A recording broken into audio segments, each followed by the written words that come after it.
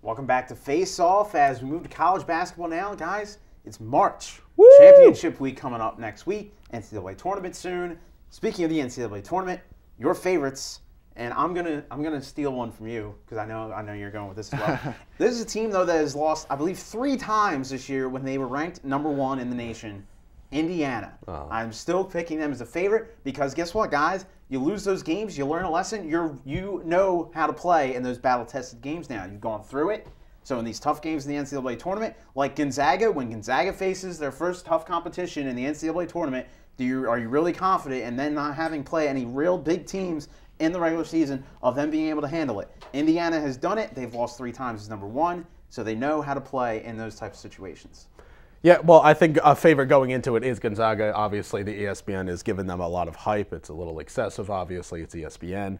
But clearly, they're going into this. Everyone thinks they're a dark horse riding into it. I want to go with the traditional Duke, even though, it's the evil empire. Everyone has to say that, I actually do believe that Steph Curry and them can actually get going. They're 12-4 in the ACC, just behind Miami. They just beat Miami soundly at their own court.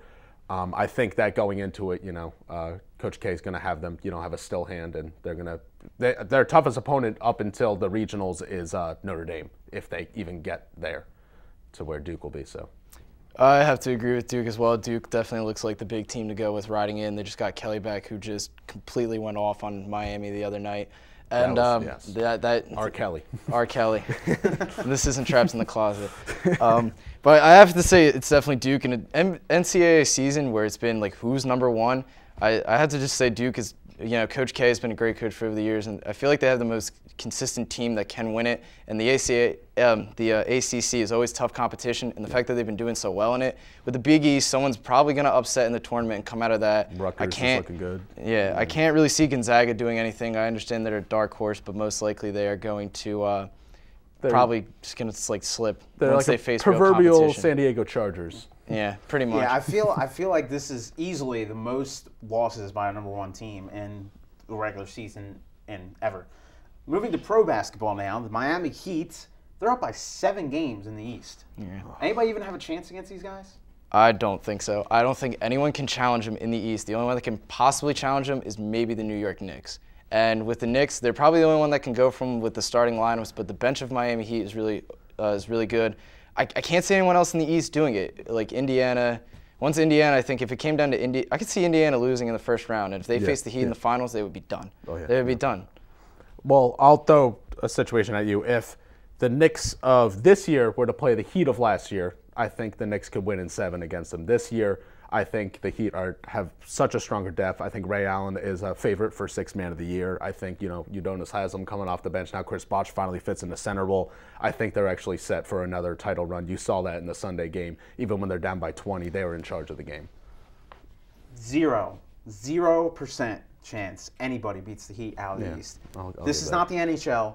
This is not Major League Baseball. This is not the NFL. The NBA is the most chalk sport in the playoffs.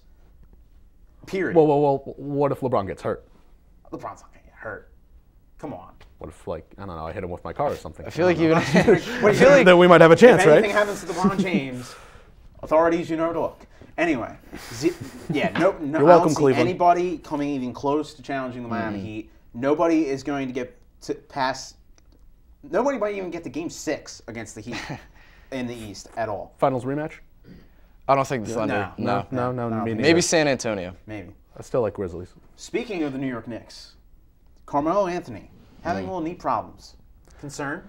No, not really. Honestly, I say we give him a few days off. Obviously, he needs it. He's actually been a much bigger workhorse than people expected of him this year. People always rag him for not trying on defense, not crashing the boards, passing enough, or anything like that. Melo's running in an up-tempo offense and defense right now. He's crashing the boards genuinely enough. I think he's averaging more rebounds than he has in any other season at this rate. I say give him a break, put him already in the starting lineup, put him at 4, go with a smaller 3, like Iman Shumpert or something, see what that kind of rotation does. I mean, obviously the bench gets hurt. J.R. Smith can't get as many, won't get as many looks as he would hope for off the bench, but for the sake of playoffs, postseason, it looks like we have the 2 seed locked up, so just let him relax. Yeah, I think they'll be fine. I think they have a solid team behind them anyway. They have a deep team, so I think they'll be fine. They certainly need Carmelo and need to be fully healthy if they're going to have any chance against the Heat. But I think in terms of getting deep into the East and into the East Conference Finals, I think they'll be fine with a not 100% Carmelo Anthony. I actually think if they really want to get into the finals, they might need a 100% Carmelo Anthony. I mean, Carmelo Anthony has done what the Knicks have finally wanted him to do, and he's playing really good basketball. And I mean, yes, they have Stoudemire in the lineup. I really just think, though, that they should probably give Mel the rest since, it is getting so late in the season. Yeah. I think if he was 100% in the playoffs, they could possibly maybe take a shot at the Heat. But I think, if you want a good playoff run, you need 100% Carmelo. Moving to golf. Yes, that's right, golf. Vindy Anton really is not here today. Anyway, Rory McIlroy withdrawing from the tournament last week because he wasn't playing so well. And the official excuse he gave was, I have a sore tooth, I have a headache, or whatever he said. A little overreactive, I think it is. Rory, you're gonna go cry, go home to your mom. Mom, I had a bad day, I wasn't playing well.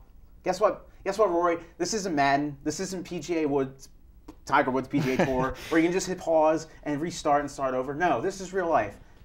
Finish the damn tournament. Anyway, I'm sure Tiger Woods the past 2 years has wanted to start over and withdraw every tournament he's been in because he's been terrible. But no, he manned up and he finished the tournament, Rory. So what if you have a bad day? Hey, if you were having a bad day, you would have missed the cut and been home early anyway. So what's the matter? Happy Gilmore got hit by a car and still finished his round. Okay, Rory. I've never really seen such a well-regarded, well-revered athlete in his own sport. Even if it's like NASCAR and the guy has a flu, the guy's still going to run the Daytona 500. Like Jordan's flu game. Phillip Rivers played on a torn ACL. Just going back to what we said before. If you're a competitor, Rory, and you're down, then prove that you don't suck and make the cut. If not, then take your lumps, lose with pride. You're still the number one in the world, apparently, right now, right? He's still number one. Yes. He's still number one, so at least leave with your dignity and just finish the round. He was in a bad place mentally. Rory, you're not going to win every tournament. I said, Tiger Woods has wanted to withdraw probably from every tournament in the past 2 years. I don't recall him withdrawing, maybe once, but not because he was having a bad day, but probably because he legit had a medical reason. Yeah. I mean, I understand, players and competitors sometimes have off mental days, but that doesn't make an excuse. No. You can finish it out and you say, you know what, I had a bad game, maybe next time. And PGA was like, well, you need a medical excuse to get out of it. So you say a toothache? Toothache? That's what he goes with. You ever see what happens to hockey players? They get hit in the teeth. They lose teeth. They need teeth pulled. I mean, and you want to be claimed as the #1 player in the world? I'm sorry, no. Rory. You go through it. You go through it. Stop, man up about it. He needs to. Let's buy him a mirror. He can look into it every day, and if he does bad, he can say, I sucked, and move on. There you go. There you go, Rory. Moving off to one final break here on Face Off. When we come back, trivia question of the week, final thoughts, and game ball. Stay tuned.